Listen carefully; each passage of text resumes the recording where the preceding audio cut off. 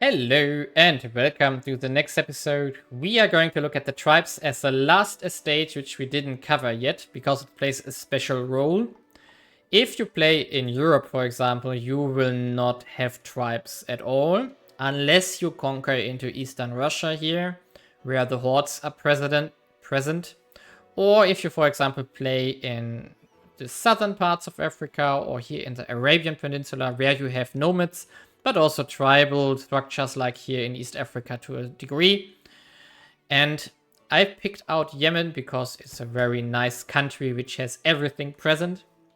So you have nobles, you have burghers, you have clergy, but you also have tribes to manage. Because, for example, you have here in your population types, you have some nomads which are tribally organized, but also it has a tribal-like society where it originates from. Therefore, you have to manage them. So what are tribes, basically? Tribes are a different kind of politically organized structure. And the main the main role they play here are that they basically have their own loyalties again and wealth, but they do not own properties directly because this is handled by the nobility. So a tribal leader is also considered a noble or nobility leader. So basically the nobility and the tribes are married to each other, but the power of the nobility with all its reforms and privileges are basically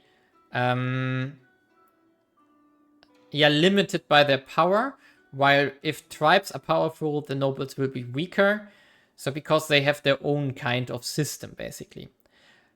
Which can either be because they are nomads, or because you just basically have tribes still in control of provinces. For example, let's take Ib here. We can see here that there's now the clans as another elite, which has a power of 60%. Yeah, they are married to the nobles, but still it's basically handled within one estate. But the tribes provide their own military power. So if we, for example, check out our military now, we do see tribal hosts here giving us a very big chunk of our military. And tribes have the unique ability of recruiting a lot more population into your army. These are less quality troops than, for example, state conscripted troops later on, but they are cheap and you can get quite powerful with tribes. But they are basically limiting your bureaucratic ability, your state, your other estates in whatever you want to do. As long as you have tribes, you will be limited. So the tribal hosts are a very cheap military force that you can raise. For example, here Yemen has 11,000 troops. And if we check out the levies here from the nobility itself are only 1.7k. Citizens do not exist. Tribal hosts are 17,000 and the state is only 2,000. So your tribal troops are your key military here as Yemen. And that's something you will reform out of, and you really need to replace it by something, which can be your nobility levies, for example. But it could also be directly volunteers if you reform your state in a bureaucratic way before you get rid of your tribes. However, if your state has 48% power in your tribes here, for example, your state will never get above 52%. So basically 100% will be divided between tribes and your state bureaucracy. Which means you need to get rid of them if you eventually want to get over 50% state reach. Because you either are a state or you are a tribe. Or intermixed between. And that's very important to know.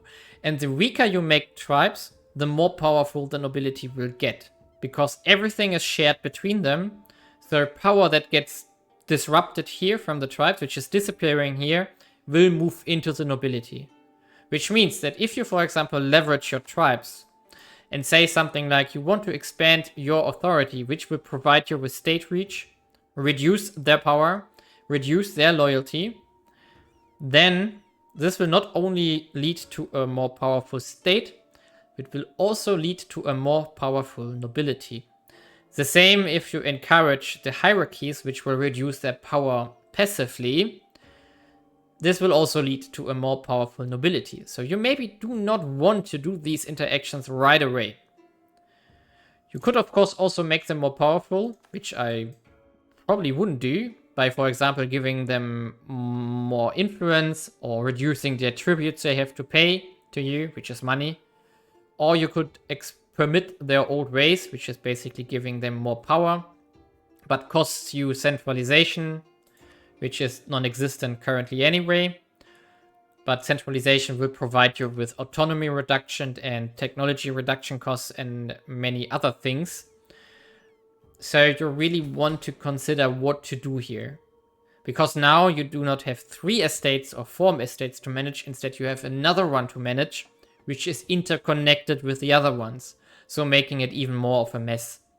However, it also offers opportunities, because tribes are a very cheap military force, and you don't need to rely on your nobility for providing military force. Instead, the tribes will do it.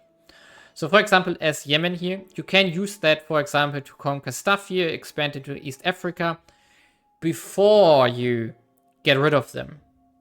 So in the meantime, you could, for example, focus on reforming your burghers and reforming your clergy, which is relatively weak here in Yemen, to buy time. So do other things before you get rid of your tribes.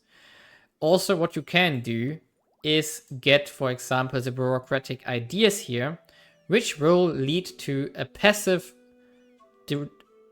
reduction of clan power over time, which is something maybe very interesting for you, so you don't need to interact with your estates directly and therefore losing loyalty. Instead, you can do it passively over time. It's of course very slow, but it's an option to do.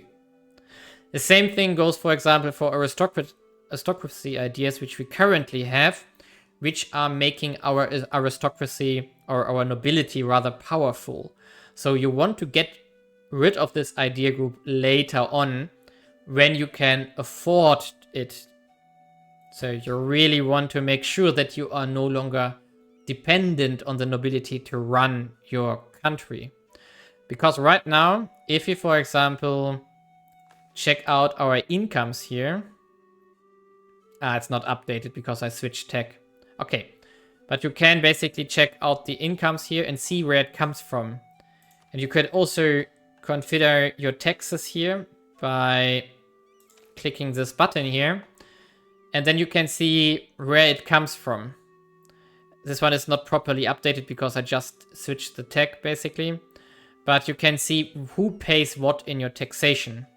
The same you can also see in a tooltip here in a little bit of a summed up way, but basically you can see here that you are paying a lot of your points to the nobility or the clans currently to either give you military or give you money. So noble dues and tributes are most of your diplomatic spending. And the land taxation, which is basically also only military nobles, will also be something to consider. You can also see every taxation law here in the province overview by reading through this basically here. And then you can see what it influences and what you can do to make it cheaper. Most of the time it's just autonomy which makes taxation cheaper, and corruption of course. And that's the tribes, which are basically an interlinked estate with the other estates, making it even more of a mess if you have to manage this. That's why it's quite nice to start in Europe, for example with Naples, as a first timer, because you only have to handle the other estates and not tribes as well. And that was the view into estates itself. And now we are going to continue in the next episode by looking at taxation, for which I'm going to switch back to Naples again and load that up, because taxation is a very complicated system, let's say like this, But most of the time you don't interact with it. It's something which happens in the background and you only care about the results because you maybe want to reform your taxation reforms to get more out of the taxation that is happening in the background, but also make your estates loyal to pay taxes. So let's see in the next episode where we are going to deep dive into that.